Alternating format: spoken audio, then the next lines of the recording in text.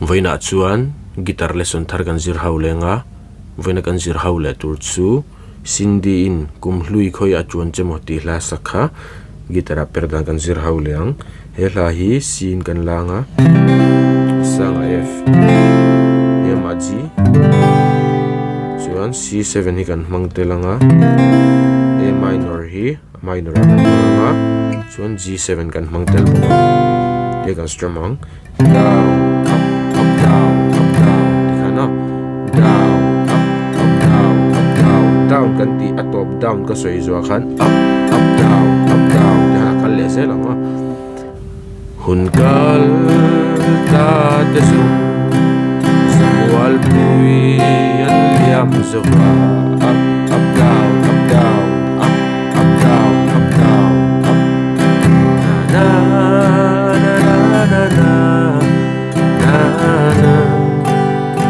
na dikhan ahla chu kan strum anga